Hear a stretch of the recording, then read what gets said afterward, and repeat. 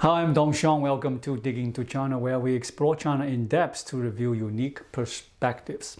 Unemployment in China is shooting up and the deflation is starting to bite. Now, I wouldn't go as far to say the economy is completely fallen apart these past few years. That's a stretch, but it's definitely not what it was back in 2015. Back then, life in China may not have been perfect for most Chinese folks, but at least they had some hope, a sense that things could get better down the road. Fast forward to today, and we are in a tougher spot. Xi Jinping, after a few years of trial and error, let's call it that, has finally started rolling out some stimulus ideas. Some of these are straight up cash boosts to get people spending. Others, like those consumer loans everyone's grumbling about, not so much. So why am I so sure Xi's plan won't cut it? Tonight, we are going to dig into why China's stuck in this rut of recession and deflation, and trust me, it's a deep dive. First off, why do I think Xi's approach is going to flop? Well, we need to start with what's really going on. The recession, the deflation, it boils down to this. People don't have the cash to buy stuff, while companies are pumping out products like there's no tomorrow. Sounds odd, right? Here is the deal. A lot of Chinese businesses right now are making things at a loss. Take something I've talked about before, electric cars, or look at the Xiaomi SU-7. The hot new model everyone's buzzing about. Is it a solid car? You bet. But is Xiaomi making money on it? Not a chance. Their own numbers tell the story. Each SU-7 sells for over 200,000 yuan on average, but they are losing 45,300 yuan per car. Some folks say, oh, that's just because they haven't ramped up the production yet. They are still getting started. Fair point, sure, but here is the catch. That exact mindset is what's dragging China's economy into the mess it's in. Let me break it down with a couple of accounting terms: net profit and a gross profit. What's net profit? Picture Xiaomi in 2024. They spend 39 billion yuan building costs. That's the total cost. They bring in 32.8 billion yuan from sales. Subtract those and you are left with a 6.2 billion yuan loss. That's net profit, or rather net loss.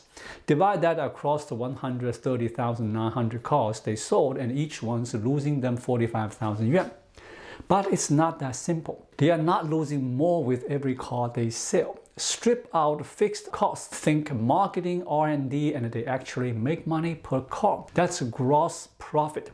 In 2024, their gross profit per car hit 18.5%, adding up to over 6 billion yuan.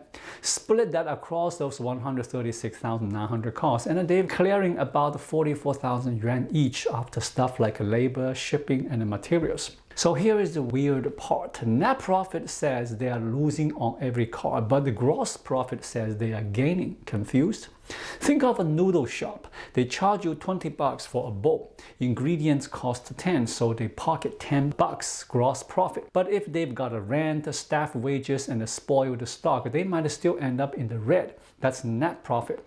You can make money per bowl but lose overall, and that's where companies face a choice. The obvious fix? If you are losing big on net profit, stop making stuff or jack up prices. Say push the gross profit from 18.5% to 30%, 40% or higher. If I'm making 44,000 yuan per car but still losing overall, why not aim for 100,000 yuan? Then I'd turn a profit, right? But most Chinese companies aren't doing that. They are going the other way. Keep producing. If each car brings in some gross profit but the business is still underwater, they figure they'll just make more. Sell 136,900 cars this year, 1.4 million next year. That'll cover the losses and then some. That's the game plan for a lot of Chinese car makers. Take 2024's new car companies, for example. Only Li Auto made a profit, and they are selling way more than the rest. They are spreading out their costs with volume.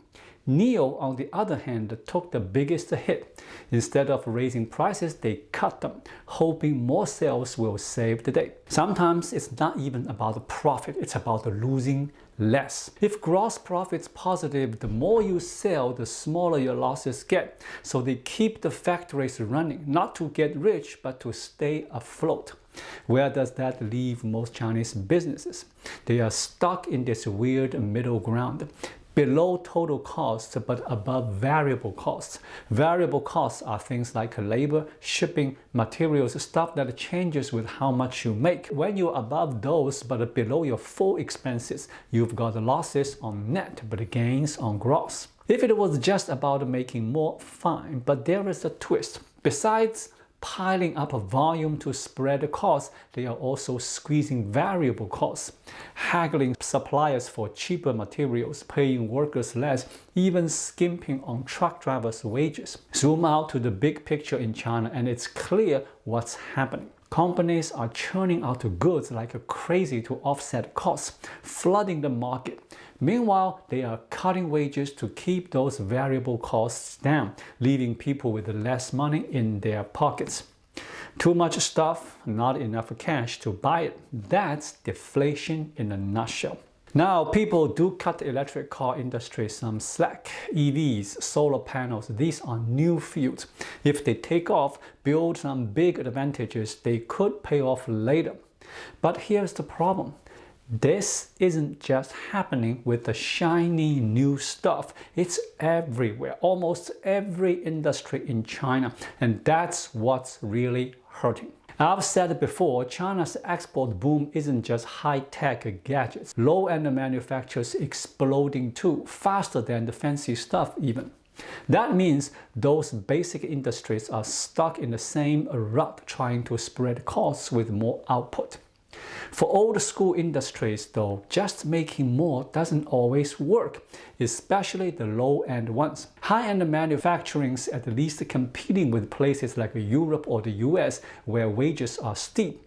If you can't cut those costs, that's life. But low-end, that's a slugfest with countries like Pakistan, India, Vietnam, places where labor is super cheap. To compete there, they've got to slash wages down to that level, Pakistan or Vietnam rates. So China's workers get squeezed, their paychecks shrink, and their hours drag on forever. That's where China's at right now. Looking for a job? Sure, you'll find one. Factories are still hiring like mad, but these gigs pay peanuts and work you to the bone. High-end or low-end companies are all about cutting costs and banking on volume.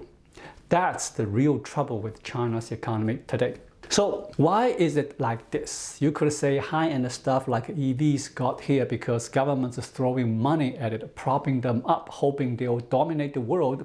Someday that makes sense. But why are low-end factories doing the same? Why keep going when they are losing? Even if you rule a low-end market, so what? There's no tech edge, no safety net. Someone cheaper comes along and you are done. Why not just close shop and try something new? Upgrade, because local governments won't let them. From the top in Beijing to the provinces, manufacturing's on a tight leash.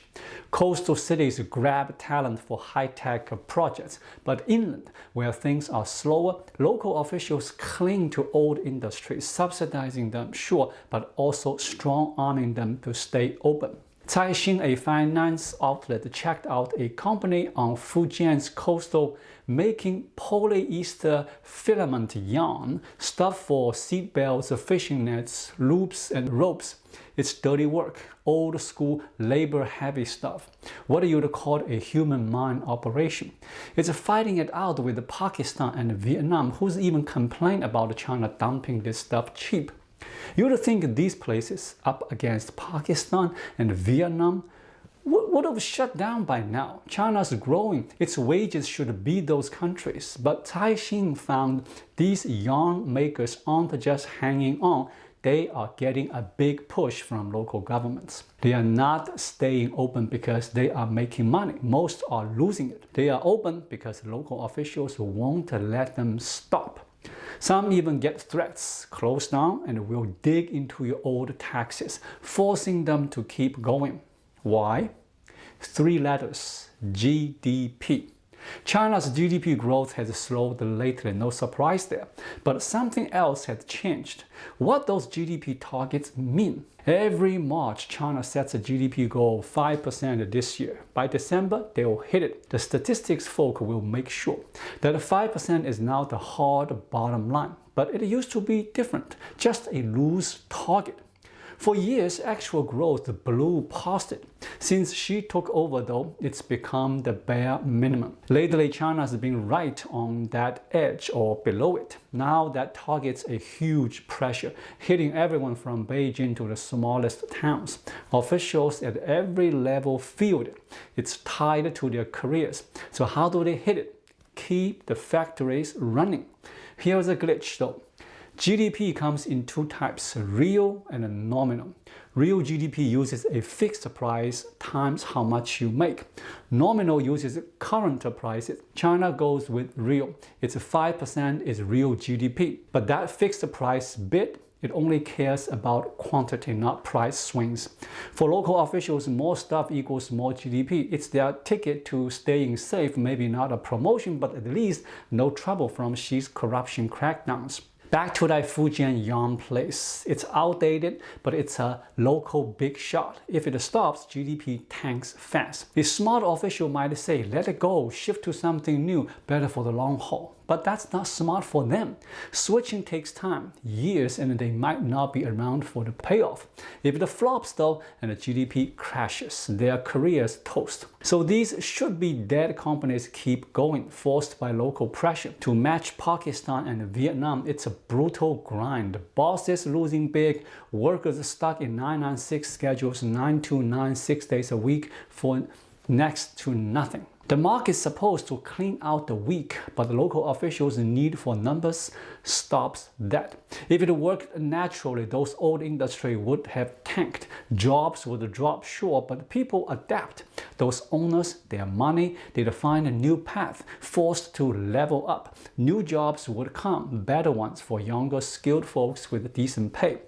You'd see it in the cities too. Smaller towns, especially inland, would lose those old trades. Workers would head to big cities, joining high-tech hubs. Population stats should show it. Small towns shrinking, big ones growing. Japan did it. Tokyo and Osaka's population share went from 21.7% in 1950 to 38.1% by 2020. Taiwan too. Taipei's metro hit 30% from 18% since 1980. That's what happens when markets kill off low-end stuff and the people move. But China's stopped that cold. Big city migration stalled after 2020, even dropped by 2022. Why? Partly because local governments won't let old industry die. Partly crazy housing costs in places like Beijing and Shanghai. Land money is a factor too. But it's clear, something's fighting the market, keeping low-end factories alive by pumping out more and cutting pay, driving deflation everywhere. What's worse, China's been slow to react. Xi might have thought deflation was no big deal. Only in late 2024 did he wake up to it. His fix? Pushing spending, subsidies, cheap loans, but that doesn't solve it. People aren't broke, they are scared to spend, and their wages can't keep up. China needs local governments to let the market work, not some quick boost. It reminds me what ex-premier Wen Jiabao said. No political reform and economic wins slip away. It's not about economic tweaks now, it's political ones. Not Xi going democratic, but fixing how Beijing, local folks, and the market mesh. Back in the reform days, Beijing handed the economy to the market, ditched the old planned system, let the locals and the markets run it. No more quotas, just loose GDP goals. Local governments follow the market to hit them, and it built China's boom. But that's old news now. It doesn't fit anymore. GDP goals used to push growth with the market. Now they are a drag. To meet them, locals go against the market, keeping dead companies alive. China needs to let go more. Let the local governments watch junk industries fade without a fight. That means Xi and Beijing stop judging officials by GDP alone. That's a tough shift, a big political shakeup. Not dictatorship to democracy, but a total rethink of how things connect. Empty towns after industry die, what then?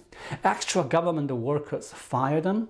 If GDP is out, what's the new measure? In a democracy, it's votes. For the CCP, it's a messy puzzle. Then there's this. Low-end jobs vanish. Workers flood big cities. How do Beijing and Shanghai handle that? Welfare for them or new jobs? Big questions. Xi might not even see them, let alone fix them. So, China's economy still miles from turning around. Xi's finally pushing spending, that's something. He's getting why deflation stinks. But a full political fix, that's way off. And without it, how does China's economy bounce back?